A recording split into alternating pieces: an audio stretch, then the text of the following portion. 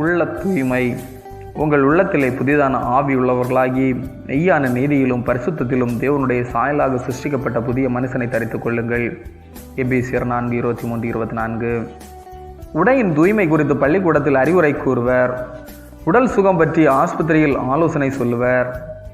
உள்ள தூய்மை பற்றி ஆண்டவர் போதனை தருகிறார். இம்மூன்றும் இணைந்ததுதான் அன்றாட வாழ்வின் தூய்மை. இவற்றுள் மிக முக்கியமானது உள்ள தூய்மை. உள்ளத்தை தூய்மைப்படுத்துகிறவர் தூய ஆவியானவர். தாவீது 51:10 உள்ள தூய்மைக்காக இறைவனிடம் வேண்டுகிறார். தூய்மை அடைதல் முடிவற்ற நிகழ்ச்சி அல்ல, அது தொடர் நிகழ்ச்சி. ஜெபம், தியானம் போன்றவை உள்ள தூய்மைக்கு உதவி செய்கிறது. ராபர்ட் முர்ரே என்ற அறிஞர் ஒரு தூய்மையான மனிதன் கடவுள் கையில் இருக்கும் ஒரு வலிமையான ஆயுதம் என கூறுகிறார். இயேசு மலைப்பொழிவில் சொன்ன முக்கியமான ஒரு வார்த்தை, இருதயத்தில் சுத்தம் உள்ளவர்கள் பாக்கியவான்கள். மனிதன் பாவம் நிறைந்தவனாயிருக்கின்றான். அவனுடைய உள்ளத்திலிருந்து பொல்லாத சிந்தனைகளும் உபச்சாரங்களும் வேசித்தனங்களும் கொலைபாதகங்களும் களவுகளும் பொருளாசைகளும் துஷ்டத்தனங்களும் கபடும் காம விகாரமும் மதிகேடும் புறப்பட்டு வரும்.